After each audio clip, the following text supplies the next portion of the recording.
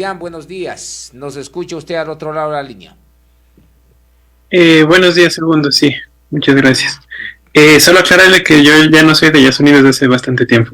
Perfecto, gracias por esa precisión y también por esa aclaración. Julián, por ustedes también vendrán. ¿Quiénes vendrán por nosotros? ¿Quiénes vendrán por los indígenas? ¿Quiénes vendrán por los sindicatos? ¿Quiénes vendrán por los estudiantes? ¿Quiénes vendrán por los medios de comunicación? ¿Quiénes vendrán también por los periodistas que de una u otra manera hemos generado un poco de opinión y orientación a las masas?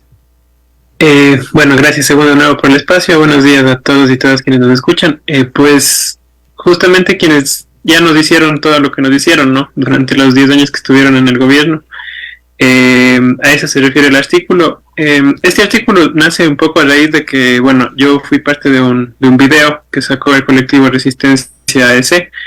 Y ahí justamente, bueno, en línea de lo que ustedes han estado mencionando, de lo que les estaba oyendo, era un video en defensa de la democracia, no en apoyo al gobierno, sí más bien cuestionándole toda su inoperancia, la falta de capacidad que se ha visto, la falta de sensibilidad también, pero sí defendiendo la democracia ante tanto intento de desestabilización. Y a raíz de eso, pues surgieron muchísimos ataques de la gente de los que usted ha mencionado, de izquierda, ecologistas, feministas.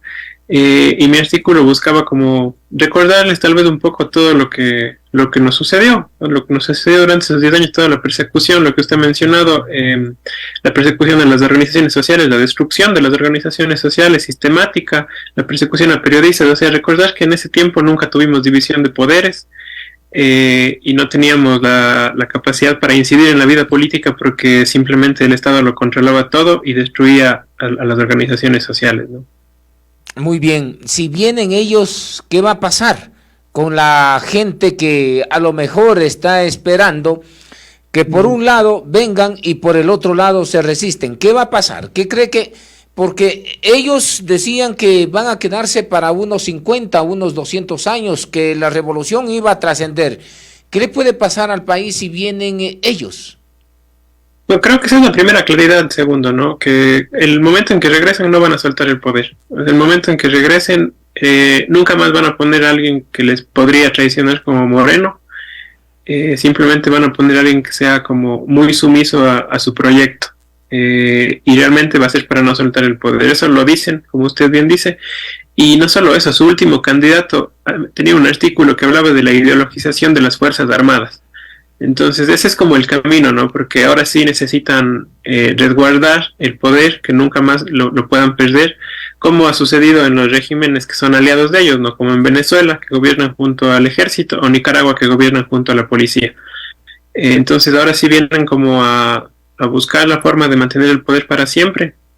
Y bueno, cuando decimos esto siempre nos saben decir que es una exageración, que ya caemos en el lugar común de decir Venezuela, Nicaragua, pero la verdad es que ellos son los que siempre siguen respaldando esos regímenes, ¿no? La bancada de UNES en la asamblea rechazó un tema que era para justamente cuestionar, condenar a la represión de la dictadura de Ortega en Nicaragua. Entonces, justamente, si siguen apoyando tanto al régimen de Nicaragua, si igual Correa se pasea ahí por Venezuela y va respaldando todas las políticas de Maduro y aplaudiéndolas, ¿cómo no pensar que cuando vengan acá van a querer hacer lo mismo? ¿Qué tipo de país podemos tener si de nuevamente vuelven? Usted ha señalado claramente y lo dice en este artículo, por ustedes también vendrán, que si vienen y lo ratificó, ya no van a soltar, yo le digo, la teta, ¿no? ¿Qué va a pasar? ¿Qué país vamos a tener en el caso de que vuelvan nuevamente? La verdad, creo que ahí nos tenemos que remitir a los hechos, a lo que ya hicieron cuando estaban acá, a lo que dice incluso su líder, ¿no? En entrevistas ha dicho que tienen que tomarse los órganos de control, que tienen que tomarse las cortes, o sea, lo que ya hicieron, ¿no? Tener Fiscalía, Contraloría, Procuraduría sumisas totalmente. Él mismo, cuando era presidente, decía que el presidente es jefe de todos los poderes del Estado, y eso ya lo dicen desde ya, ¿no? Entonces yo creo que lo primero que vendrán a hacer es justamente tomarse los órganos de control, los órganos de justicia. Ahora que estamos justo viviendo este tema del juicio político, creo que si alguna, no sé, certeza tenemos en el país es que la Corte Constitucional va a dar un fallo apegado a la ley, y no siguiendo intereses políticos por detrás, lo que era impensable cuando ellos tenían la Corte Constitucional, porque la Corte nunca fallaba en contra del Ejecutivo. Entonces yo creo que lo primero que harán es eso, ¿no? Tomarse los órganos de control, los poderes del Estado. Los 5 poderes del Estado, Julián, usted me está hablando, porque hoy en día aparentemente tenemos una independencia en materia de justicia, aparentemente digo así, porque también hay una injerencia, aunque disimulada, pero no de frente, como lo dijo el prófugo de la justicia en el año 2011, recuerde usted, cuando dijo que no solamente le iba a meter la mano, o los mala fe, decía Rafael Correa, en ese entonces en sus enlaces sabatinos, que los de mala fe nos dirán que les vamos a meter la mano a la justicia, y él dijo claramente, sí, le vamos a meter la mano a favor del pueblo ecuatoriano, pero omitió decir que era a favor de su organización política y de su secta de prófugos que hoy en día no aparecen en el Ecuador. Exacto, y además, segundo, ninguna metida de mano es sana en democracia porque ya vulnera el principio básico de la separación de poderes, ¿no? Entonces, ni aunque tenga buenas intenciones, ni lo que sea, y no las tenía, eso estuvo claro, pero nunca está bien, no sé, romper ese tema de la separación de poderes, porque si retrocedemos años en democracia, ¿no?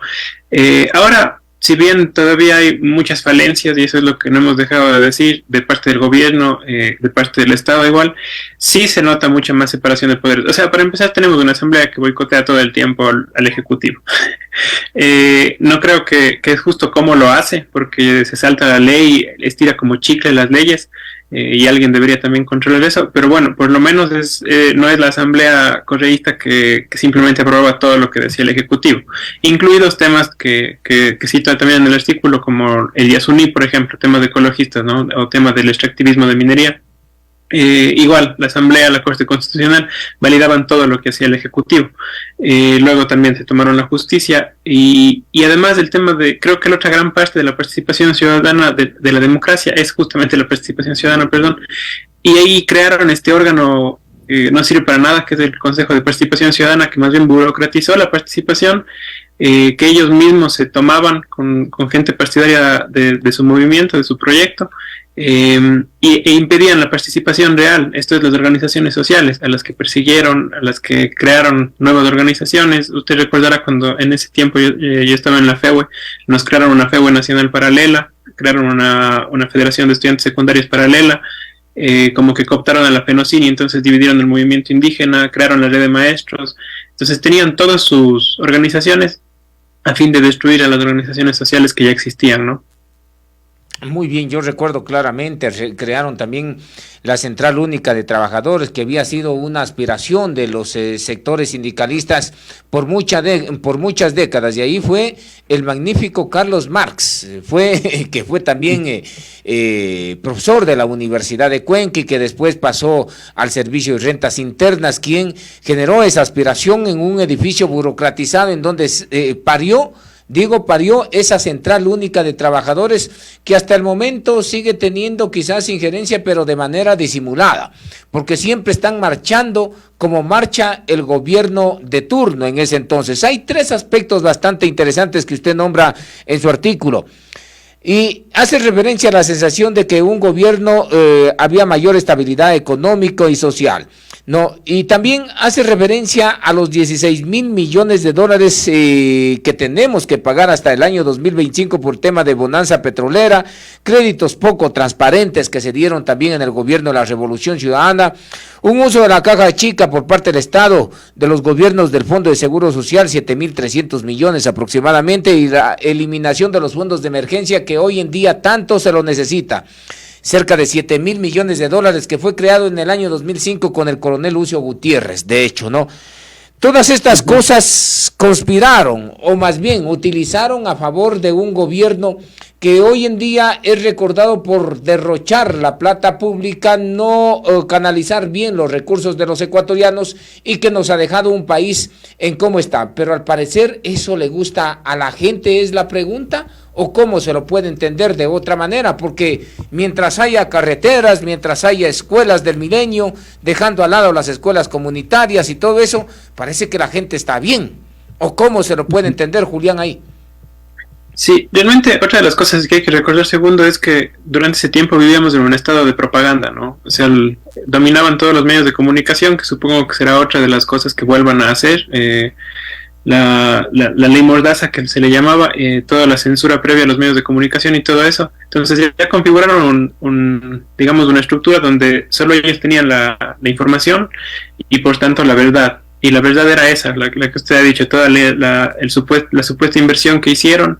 Yo me acuerdo, ahí lo digo en el artículo, había esta propaganda que decían que este gobierno ha gastado más que los 6 gobiernos anteriores juntos, que era una verdad a medias, ¿no? Porque lo que no decían es que, claro, ese gobierno tuvo 6 veces más presupuesto, bastante más que esos 6 gobiernos anteriores, que eran los 6 gobiernos que duraron 1 año, 2 años, ¿no?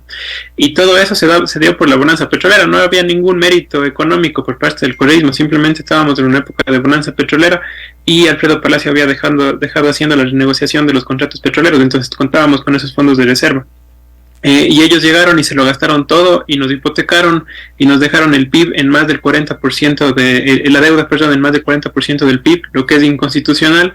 Y nuevamente ahí volvemos, ¿no? La Constitución, la Corte Constitucional no controlaba eso, la Asamblea no controlaba eso, nadie controlaba el endeudamiento. Y el endeudamiento, incluso ya en la época de Moreno, que igual fue bastante inoperante, llegó a ser de más del 50% del PIB. Entonces se veía que todo ese gasto fue con un costo desmesurado, ¿no? Con un despilfarro brutal. Además maquillaban todo el tema del endeudamiento. Entonces realmente todo lo que la gente pudo sentir de que sí, que había los bonos, que había las carreteras, que había más inversión social, realmente era una falacia total, ¿no? Nos dejaron con un endeudamiento brutal, sin los fondos del IES, como usted ha dicho, que es otro de los grandes problemas. Y eso, y ahora que Lazo, una de las pocas cosas creo que se mencionan que ha hecho bien y todo eso es el tema del ordenamiento fiscal, pero claro, eso no se traduce en la vida de la gente, ni siquiera se entiende muy bien lo que es esto, ¿no? Pero bueno, básicamente es que ya no tenemos toda esa deuda, que estamos más como equilibrados en cuanto al ingreso y el gasto que hace el Estado, pero ahora tiene que traducirse justamente en inversión, porque si no lo que va a suceder es que llegan los correístas y se van a gastar de nuevo todo eso, ¿no? Y así como ya lo hicieron, despilfarrando, sin medir la deuda, irresponsablemente, porque nos dejan endeudados a 15, 20 años, entonces eso no puede volver a darse, ¿no? Bueno, ¿no será que por ahí, por el otro lado, cojamos? ¿No será que Lazo también está conspirando para esta situación? ¿O no será que Lazo está acomodando para que vengan los correístas y nos dejen sin un centavo en las arcas? Porque ellos hablan justamente de una reserva monetaria, una reserva que tiene, y la reserva no es de que es del Estado, es de todas las instituciones del Estado. Ahí están los municipios, ahí están los bancos y todo eso. Recuerde usted mismo que saquearon esas reservas del Estado y estaban en soletas, las dejaron así. ¿No será de que el gobierno está apuntando para aquello? A ver, yo guardo, no invierto, y es como usted mismo bien lo señala. A la gente no le interesa cómo está el orden de la economía en el país, pese que hay que rescatar así. El señor presidente Guillermo Lasso ha puesto en orden las cuentas del país, pero el común de los mortales, de los 18.800.000 ecuatorianos que hay en el territorio, pues no le interesa esa situación. Lo que le interesa es las vías, que no estén destrozadas, que les lleguen quizás sus fundas de alimentos, que les lleguen sus bonos, que les lleguen migajas, le interesa a la gente. Y eso es lo que le termina afectando y golpeando más al gobierno del señor presidente Guillermo Lasso.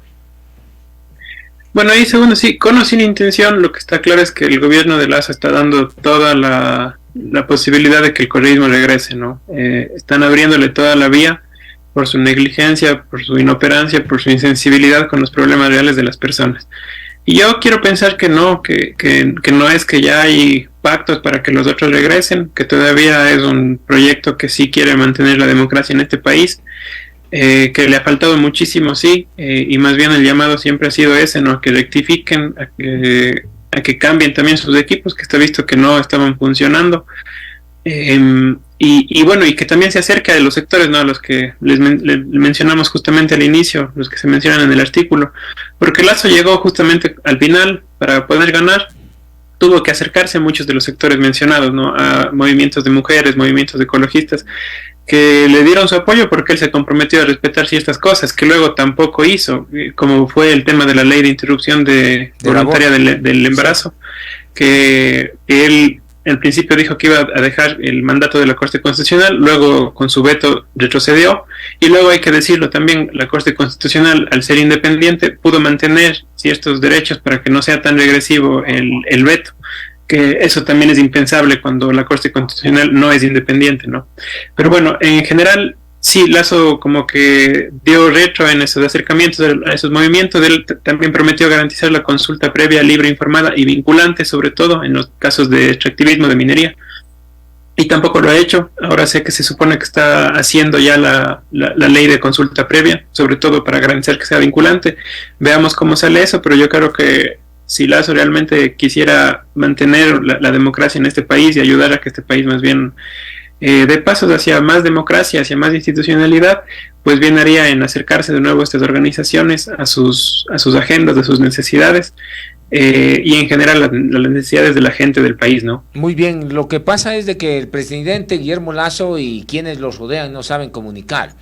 Por ejemplo, usted también señala en este artículo que es bastante interesante, de hecho, es de que no cuenta todo en cómo recibió el país durante el tiempo de Correa y también de Lenín Moreno Garcés. Por ejemplo, el tema de las 300 obras inconclusas que nombra usted también, cómo recibió cada ministerio con su respectivo sector, educación, deporte, turismo, cultura y una serie de ministerios más. Entonces, ¿ahí qué podría pensar?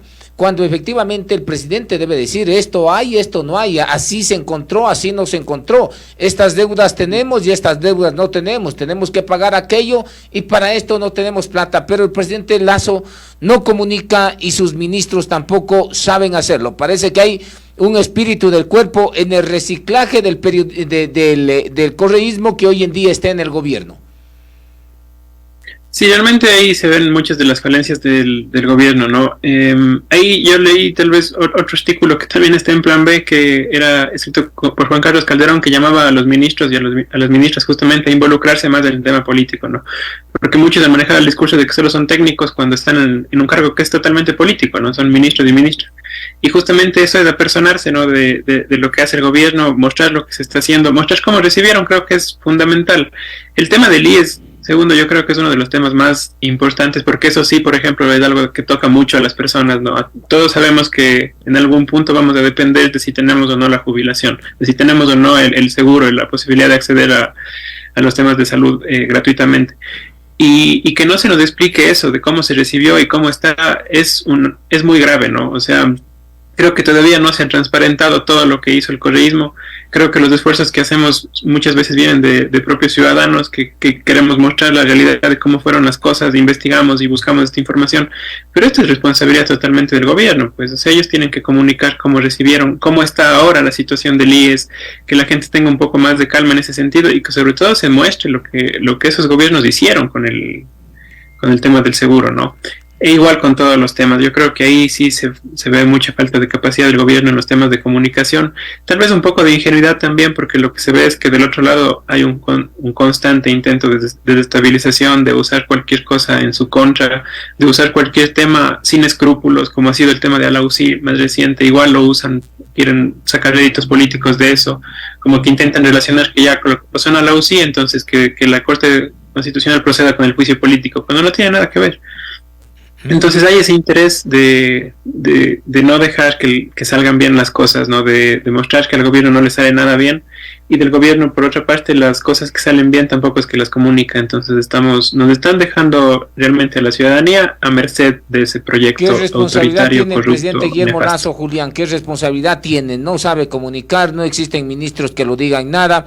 No dice cómo encontró netamente el país, dos de los puntos que usted toque, y encima de esto se le suma un tercer punto, la ingenuidad y la complicidad de los movimientos de izquierda que han perdido la memoria, como por ejemplo la CONAIE, que en el año 2015-2016 casi le quita, Betty Tola, que fue ministra de Inclusión Económica y Social, la cuencana, casi termina sacándoles de la organización indígena, fueron perseguidos, fueron enjuiciados, y también otros, fueron perseguidos, enjuiciados, y también se los metieron presos, y todo aquello.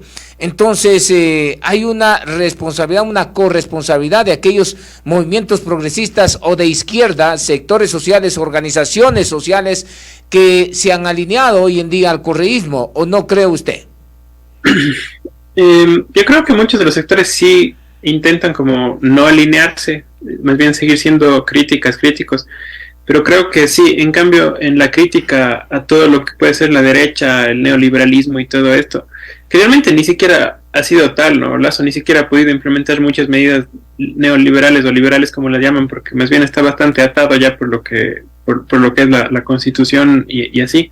Pero bueno, en general estos movimientos, en lugar de ver, de recordar todo lo que fue el retroceso en democracia, en derechos humanos, que se supone que es lo que más defendemos, sí, terminan alineándose un poco, ¿no? O al menos dando pie a que ese proyecto regrese. Entonces yo creo que ahí sí hay que mantener esa memoria, recordar todo lo que usted ha dicho. El movimiento indígena, no solo eso, las represiones fueron brutales. Yo recuerdo la represión en Saraguro, en uno de los estados de excepción, un estado de excepción que además se hizo porque erupcionaba el Cotopaxi, que está como a 500 kilómetros tal vez de Saraguro. Y en Saraguro hubo un allanamiento brutal, se arrastró a la gente, a compañeras, yo trabajaba incluso con algunas de ellas, se les arrastró de los ponchos, o sea, ya una cuestión de humillación, de vergonzosa, ¿no? De cómo se fue el trato, igual los desalojos en Nanking, en Dayuma, para meter el tema minero, que además hay que recordar que el tema minero de gran escala lo metió el gobierno de Corea también. Que hubo los derechos de la naturaleza en la Constitución y todo eso, pero ¿de qué sirvió si nunca aplicaron, si se pasaron todo el tema de la Constitución por alto y metieron los proyectos más perversos para este país, que son los de minería a gran escala? Entonces, todo eso yo creo que sí hay que recordarlo, ¿no? Y sobre todo tener esa consideración de que si no hay democracia, no hay cómo luchar. O sea, hay que ir a ver los ejemplos, ¿no? En Nicaragua, en Venezuela, si es que de algo sirven las luchas, la lucha feminista, la lucha ecologista, ¿de qué sirven? O sea, si simplemente ya son gobiernos que persiguen, que encarcelan, que en el caso de Nicaragua incluso expatriaron a la gente, a la oposición, ¿no? A 200 personas, les quitaron la nacionalidad después de tenerles 2 años presos, ¿no?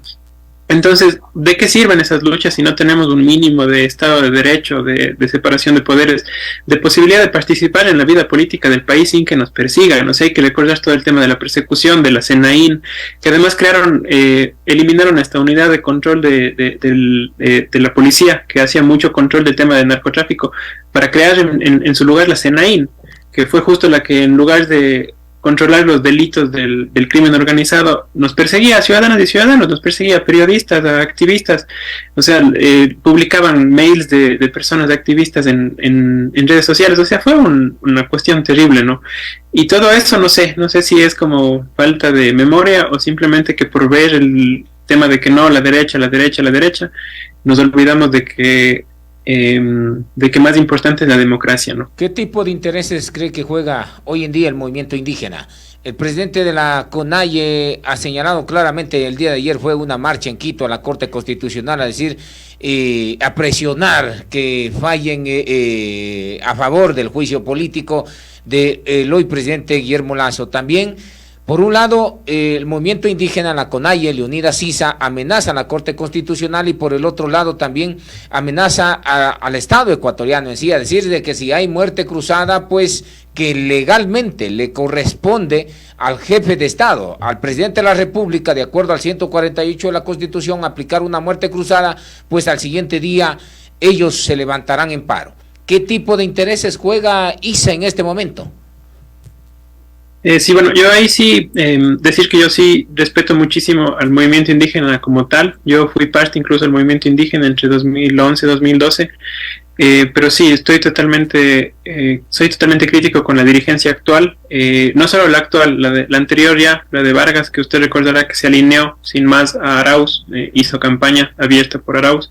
Entonces ahí se veía esa línea, ¿no? Igual Isa también estuvo ahí en esa reunión con Arauz que se dio en Bolivia, supongo que el mediador habrá sido Evo Morales y así, pero se ve claramente que tienden hacia allá, ¿no? Y justamente por alinearse con esa izquierda perversa, pierden de vista todo lo que fue el correísmo, toda la persecución que vivimos y todo eso.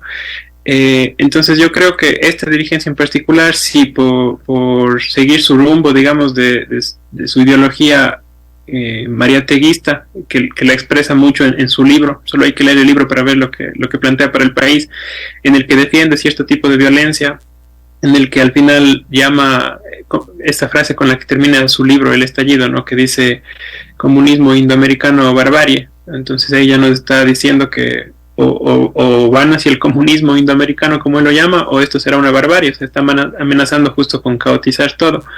Y creo que eso no está bien. Y yo creo que ahí más bien es un llamado, no sé si cabe hacerlo, pero yo creo que muchas de las personas del movimiento indígena, de las bases, sí se acuerdan de todo lo que fue el correísmo. De hecho, en la última elección, cuando salió electo Isa, había un mandato de la CONAIE de que la siguiente presidenta debía ser mujer. Así es. Y fue una candidata compañera Saragura, y bueno, a Isa no le importó, no había quedado en actas ese mandato. Luzna Micela, recuerdo yo, que creo que se figuraba.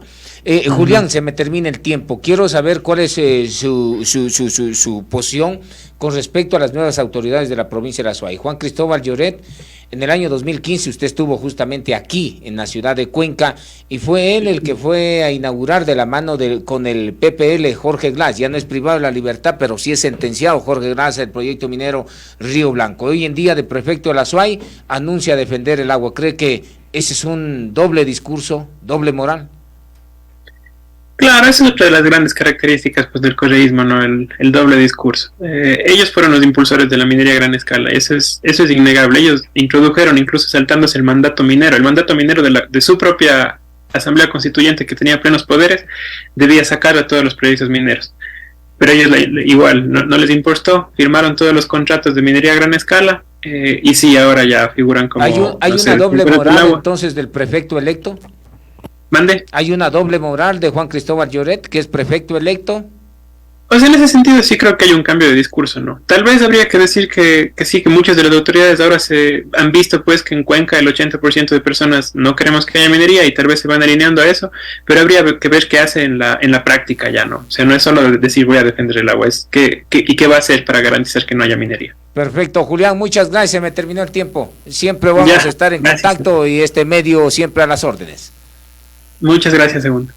Gracias a usted, ha sido Julián Estrella, es un articulista muy bueno, que tiene algunos medios de comunicación de investigación, de hecho, ¿no? Entonces, sus reportajes están muy buenos, sus opiniones, sus análisis también. Bueno, vamos a una pausa y volvemos con más análisis. Tenemos algunos temas que vamos a analizar en esta misma línea. Vamos a una pausita y vuelta. Les invito a que nos sigan acompañando a través de Radio Noticias Cuenca, a través de www.radionoticiascuenca.com